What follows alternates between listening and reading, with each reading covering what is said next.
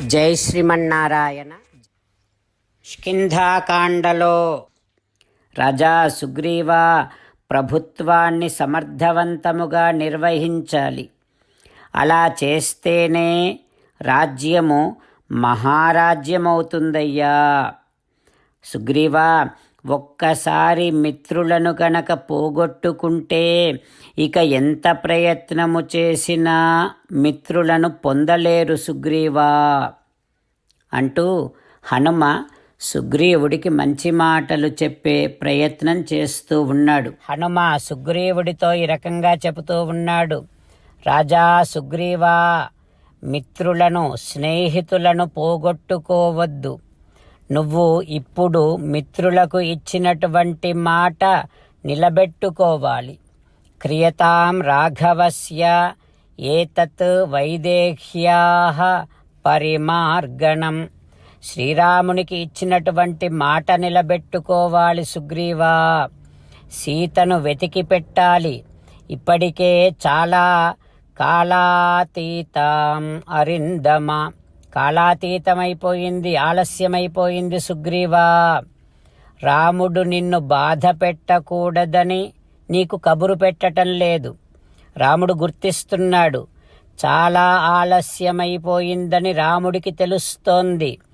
సీతను తొందరలో వెతికి తీసుకొని రావాలి అని ఎంత తొందరలో ఉన్నాడో రామచంద్రుడు నీకు తెలుసు.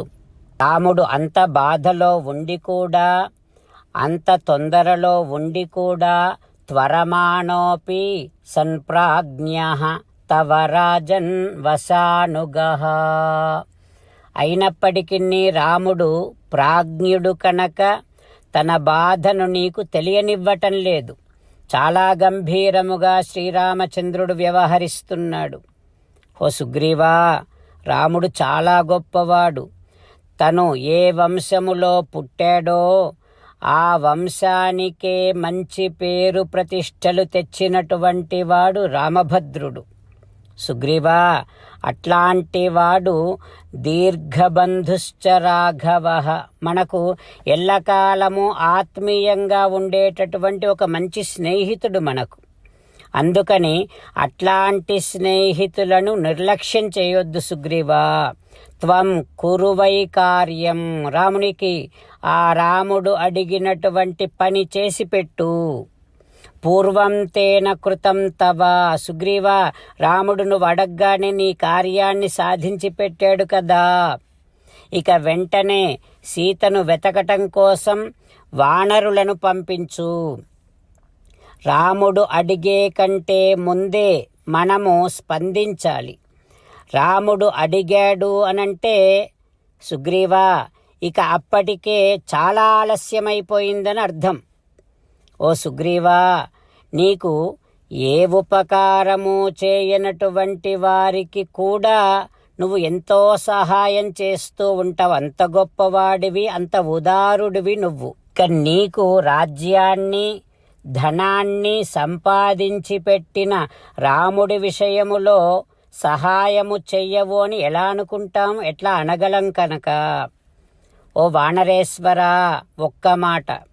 రాముడు చేతకానివాడు మాత్రము కాదు. రాముడు ఒక్కడే శక్తః సురాసుర మహారగాన్. ఒక్క బాణముతో సకల దేవతలను, అసురులను, మహోరగులను అందరినీ తన వశం చేసుకోగలడు. అంత గొప్పవాడు శ్రీరామచంద్రుడు.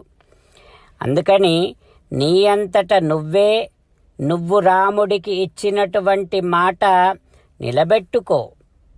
ఆ రకముగా నువ్వే మాటను నిలబెట్టుకుంటావని రాముడు కూడా ఎదురు చూస్తున్నాడు సుగ్రీవా అంటూ సుగ్రీవుడికి హనుమ మంచి మాటలు చెబుతూ ఉన్నాడు. రామచంద్రులను మనసారా ధ్యానము చేస్తూ పరమదయాలువు పరమశివుడు చెప్పిన పరమపావన రామనామాన్ని చెబుతూ మనము రామనామ గానము చేస్తూ ఉంటే అదిగో సీతారామచంద్రులు, పార్వతీ పరమేశ్వరులు, ఆంజనేయ స్వామి, సకల దేవతలు, పితృదేవతలు, మహర్షులు, ఆచార్యులు, భాగవతోత్తములు అందరూ మనని చూసి ఆనందముతో అనుగ్రహిస్తున్నటువంటి దృశ్యాన్ని భావన చేస్తూ నోరారా రామనామగానము చేద్దాం.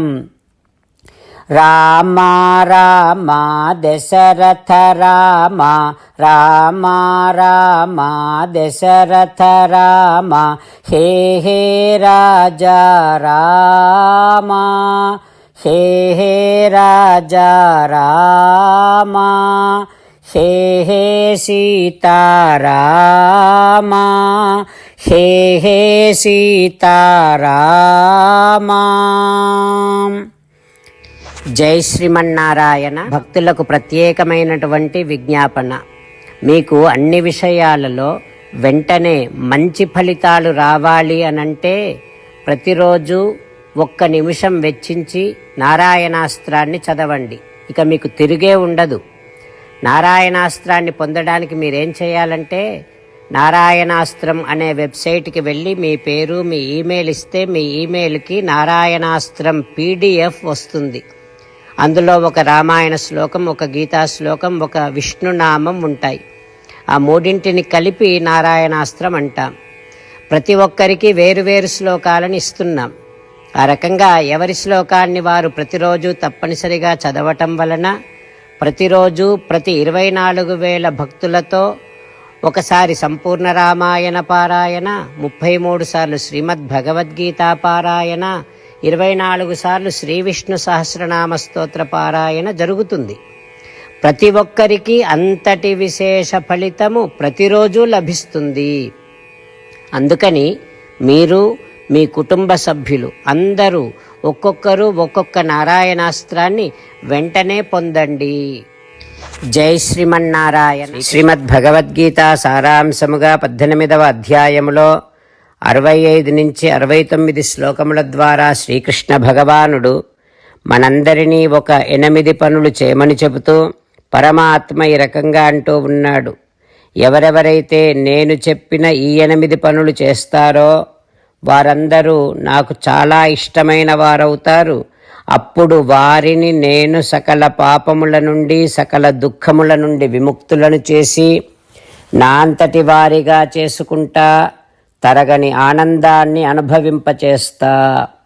నిజమే చెబుతున్నా, ప్రమాణము చేసి చెబుతున్నా అంటూ సాక్షాత్తుగా దేవదేవుడైన శ్రీమన్నారాయణుడైన శ్రీకృష్ణ భగవానుడే మనను ఈ 8 పనులు చేయమని చెబుతూ ఉన్నాడు కనుక, హో శ్రీమన్నారాయణ, కరిష్యే వచనం తవ, తప్పకుండా చేస్తా, నువ్వు చెప్పినట్టే చేస్తా అంటూ మనం ప్రతిరోజు దేవదేవుడైన శ్రీమన్నారాయణుడికి ఈ రకంగా మాట ఇద్దాం. హో శ్రీమన్నారాయణ, నువ్వు చెప్పినట్టే నేను నిన్నే సంతతము ధ్యానము చేస్తూ ఉంటా. హో శ్రీమన్నారాయణ, నువ్వు చెప్పినట్టే నేను నీ భక్తుడిగానే ఉంటా. హో శ్రీమన్నారాయణ, నువ్వు చెయ్యమన్నట్టే నేను నా విధులను, కర్తవ్యాలను నీ సేవగా, నీ తృప్తి కోసమనే సక్రమంగా నిర్వర్తిస్తూ ఉంటా. హో శ్రీమన్నారాయణ, నువ్వు చెప్పినట్టే నేను నీవాడిని అనే మహావిశ్వాసాన్ని సంతతము కలిగి ఉంటూ నా హృదయములో నీకే నమస్కరిస్తూ ఉంటా. హో శ్రీమన్నారాయణ, మామేకం శరణం వ్రజ, నన్నొక్కడిని మాత్రమే శరణు వేడుకో అని నువ్వే అన్నావు కనుక నేను నిన్ను ఒక్కడిని మాత్రమే శరణు వేడుకుంటా. హో శ్రీమన్నారాయణ, మా శుచః, ఇక దుఃఖించకు అని నువ్వే నాకు భరోసా ఇస్తూ ఉన్నావు కనుక నేను ఇక దుఃఖించను. హో శ్రీమన్నారాయణ, నువ్వు చెప్పినట్టే నువ్వు నా కోసమని చెప్పిన శ్రీమద్భగవద్గీతను ఎప్పుడో ఒక్కసారి కాకుండా ప్రతిరోజు కనీసము 1 శ్లోకాన్నైనా అనుసంధానము చేస్తూ గీతోపదేశాన్ని జ్ఞాపకం చేసుకుంటూ ఉంటా. హో శ్రీమన్నారాయణ, నువ్వు చెప్పినట్టే నువ్వందరి కోసమని చెప్పిన శ్రీమద్భగవద్గీతను తెలియని భక్తులందరికీ తెలియచేసే నా వంతు ప్రయత్నాన్ని నిరంతరము కొనసాగిస్తూనే ఉంటా. ఓ శ్రీమన్నారాయణ, నేను నువ్వు చెప్పినట్టే చేస్తా, నీకు నచ్చినట్టే ప్రవర్తిస్తా, నీకోసమే పని చేస్తూ ఉంటా. కరిష్యే వచనం తవ.